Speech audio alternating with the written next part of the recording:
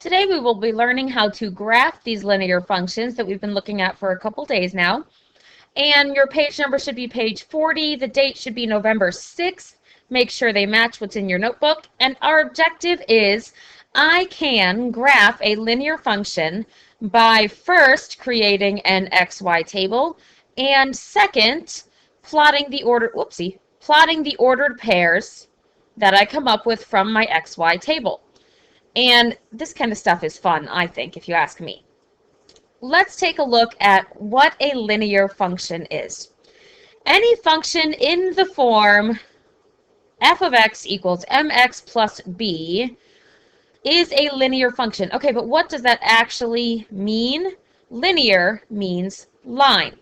So anytime you have a function that looks something like this, f of x equals some number times x, that's the m, plus some other number, that's your b, it's going to be a linear function. And this m and this b become really important here in probably sometime next week. And it's really neat what you can do when you know what m and b mean. But for now, we just need to know that a linear means line, and when it's graphed, you're going to have a straight line. If you end up with a line that does this, you did it wrong. And we'll look at what it should look like. First thing, this should still be on page 40, I believe. Yep. When we are going to graph it, we are going to create an XY table by choosing values for x. And you have a lot of freedom here. You can choose really any number for x that you want. I'm going to give you some suggestions for what you could use to make your life a little easier. But you choose values for x, and then you solve for y. So we'll make an XY table. Then we will plot the points on an XY axis. That's one of the things that looks like this, a coordinate plane with an X and a Y and all the little dash marks.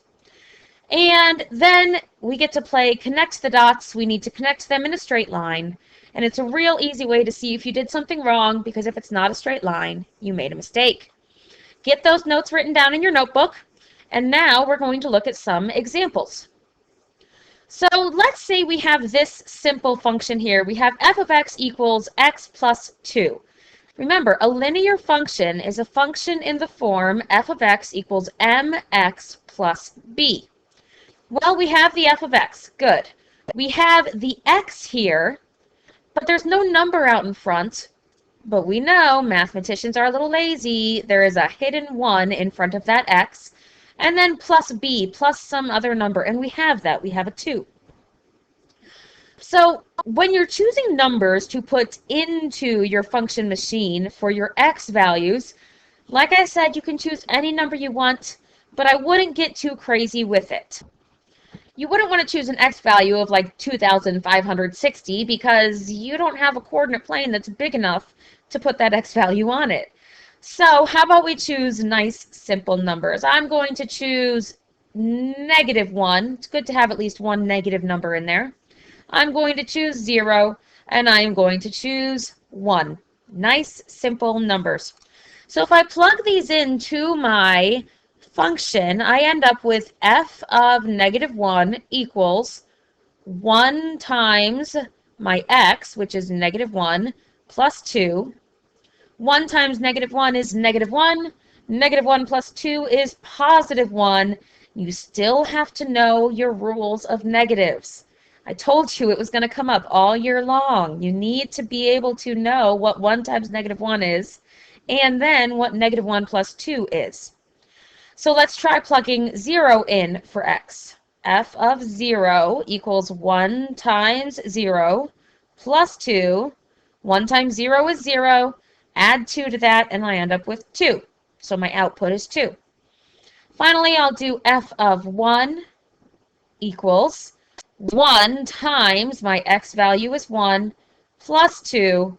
1 times 1 is 1. Add 2 to that, and I have 3. So I have first made my XY table. Now I'm going to plot these points onto my coordinate plane. So for my first point, where my x is -1 and my y is +1, an x of -1 means I have to move to the left 1, and a y of +1 means I have to move up 1. So that is where my first point is. Okay, right there. Then I have an x input of 0 and an output of 2. So for my x, I don't need to move left or right because it's 0, but I do need to go up 2. Oh, where'd that go? There you go. And finally, my input for 1, my output is 3, so I go over 1, up 3. It's always over and then up. Move on the x-axis first. And now I just need to connect my dots in a straight line. So I should be able to draw a straight line that connects all of those dots. Beautiful. Okay, so I have graphed my very first function, and you are going to do so many of these this year, next year, and in pretty much every math class you do from now on. Let's do another example. This one's a little more complicated. This has some more negatives. Notice I have subtraction. What do I want you to do with subtraction? I want you to change it to adding the opposite. So I actually have negative 2x plus negative 1. Get rid of that first equation. And I'm going to choose some values for x and for y. I'll choose the same 3 because there's nothing wrong with the ones I chose. And if I find f of negative 1, I need to plug negative 1 in for x. So that's going to be negative 2 times, instead of x, I'm multiplying by negative 1, and then plus negative 1. Negative 2 times negative 1, a negative times a negative is a positive, so that's going to be positive 2. Positive 2 plus negative 1 is a positive 1. Yeah, and guys, hate to break it to you, you're not going to get a calculator on something like this. My next one, f of 0, is negative 2 times 0 plus negative 1.